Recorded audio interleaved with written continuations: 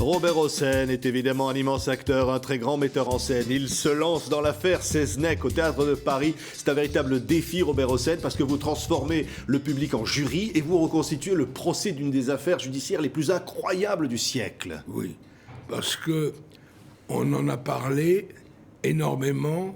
Il y a eu beaucoup de livres. Il y a eu 12 tentatives de réhabilitation. Et la dernière, en 2006, à 3 voix. Il n'est pas passé. C'est fini, terminé. Il n'y en aura plus. Ça veut dire définitivement coupable et pour l'éternité, malgré qu'il ait crié toute sa vie son innocence. Guillaume Seznec, on va rappeler, accusé du meurtre de Pierre Quémeneur au début du siècle, dans les années 20. Et c'est une affaire qui défraye la chronique. Complètement. Et on n'a jamais retrouvé le corps de soi-disant sa victime, c'est-à-dire son ami. Et ensuite, il n'a jamais bénéficié non plus du doute.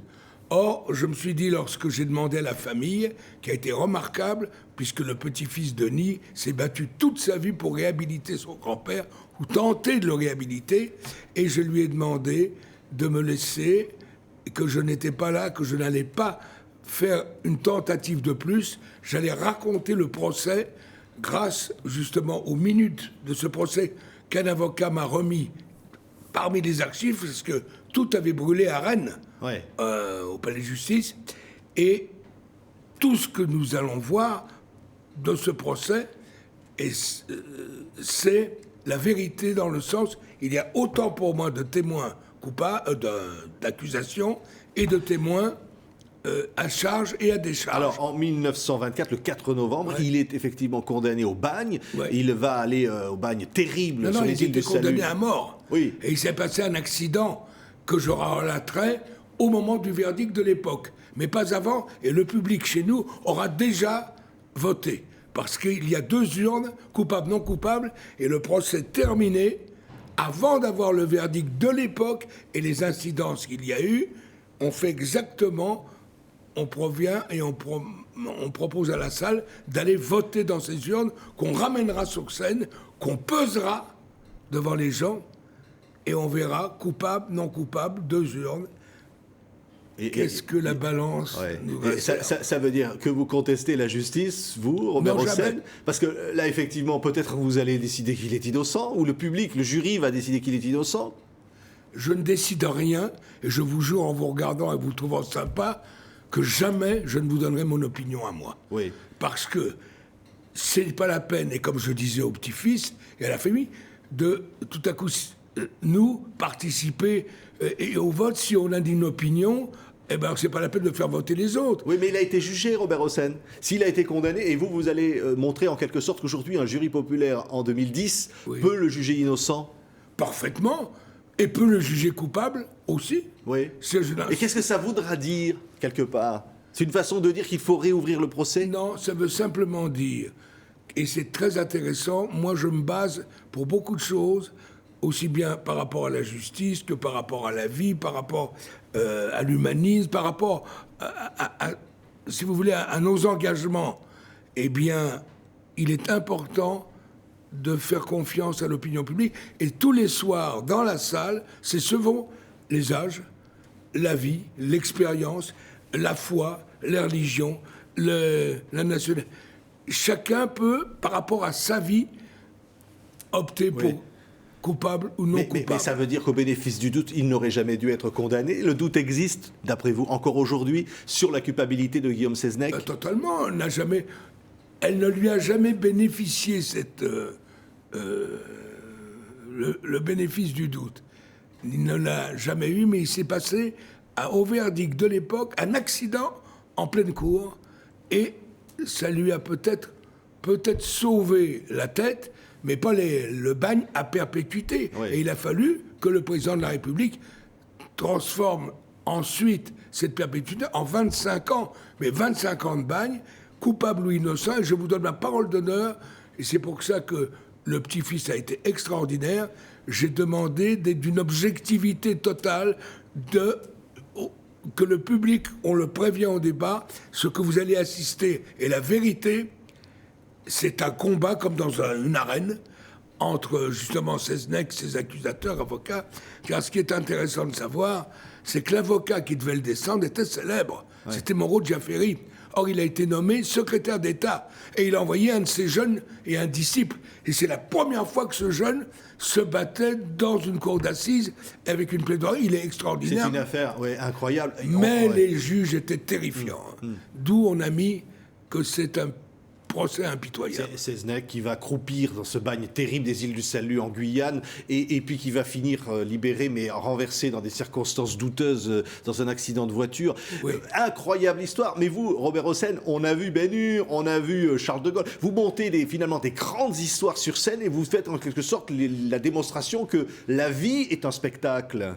Oui, non, mais il faut lui donner un sens un jour à la vie par rapport à ce qui se passe, même aujourd'hui dans le monde.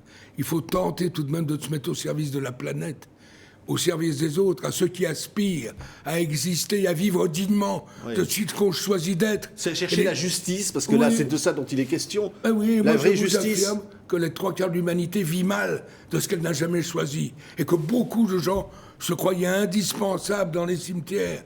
Il y a une espèce de solidarité, de prise de conscience, du sens du partage. Il faut être présent, le peu qu'on existe, et se mettre au service d'autre chose que de soi-même. Quand on arrive à être un vieux con comme moi et qu'on a un passé là, c'est en regardant et en écoutant les autres que tout à coup, on a le sentiment d'exister. Mais vous parlez de votre âge, Robert Hossein. Vous y croyez, vous, encore à la justice à votre âge? Mais totalement. Pourquoi dites-vous ça? Je crois à l'injustice et je crois à la justice. Mais quelle justice? Écoutez, moi je vais être tout à fait honnête avec vous, je crois en Dieu. Mais je crois aussi en Dieu parce que je crois dans les hommes. Et je vais vous dire une chose, que vous soyez athée ou que vous soyez croyant, je vous jure que ce n'est pas le problème.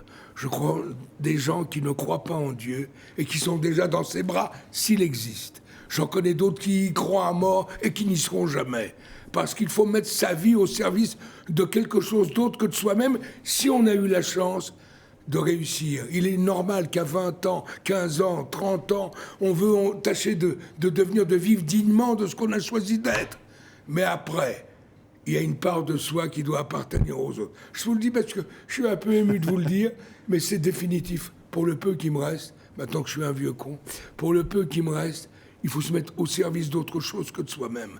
Et remercie Dieu de vous donner encore suffisamment d'inspiration pour parler d'autre chose que de soi, c'est-à-dire des autres, de leurs problèmes. Et la planète, je vous l'affirme, est en grand danger.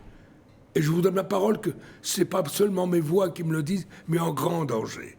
Et puis ensuite, croyant ou non croyant, il n'y a qu'une chose qui compte. Si quelque chose existe et qui nous dépasse et tout, eh bien, il est important de savoir si il croit en nous. C'est plus que de savoir si on croit. Merci. Par exemple, pour la tragédie qui vient de se passer, en Haïti, qui nous bouleverse complètement. On va tous parvenir, mes camarades, moi, à essayer de participer un peu dans la mesure où on peut. Eh bien, il y a une chose qui me bouleverse, c'est que ces gens viennent de souffrir, mais on ne peut pas plus souffrir par un anéantissement. Et on me dit qu'ils sont de plus en plus croyants avec ce qui leur arrive. Alors je prie Dieu qui ait le sens du partage avec les hommes et qu'on donne vraiment et qu'on partage vraiment. Merci Robert Hossein. Et qu'on s'organise. Et puis, il y a une chose qui vaut la peine, la vie. Mais la vie, si on prend soin de la planète, si on prend soin des hommes, des religions, de toutes les religions, de toutes les races, à partir de si on réorganisait la Terre, qui vaut la peine, il paraît que c'était un acte d'amour. Alors, et c'est pour ça que même dans notre spectacle, je ne fais pas de la pub pour le spectacle, ça n'a rien à voir. C'est pour la vie que je fais de la pub, mais le spectacle est bon. Est-ce qu'il a été, je vous jure, sur ma vie, que je ne vous dirai pas, je crois qu'il est coupable, je crois qu'il est innocent, c'est pas là le propos. Le propos, c'est de mettre en face les autres en disant, voilà, vous avez tous les éléments, vous pouvez avoir des soirs où tout le monde le trouvera innocent, et des soirs où les autres le trouvent. C'est selon soi-même, et la vie qu'on a eue, et le choix, et la foi, ou non la foi. Vous comprenez ce que je veux dire? Oui. Voilà, c'est tout. Merci Robert Hossein. Oh, pardon. Pour cette, non, au contraire, pour cette émotion. Le spectacle Seznec, l'affaire, est au Théâtre de Paris. Merci d'avoir été l'invité de TV50. Je vous en prie.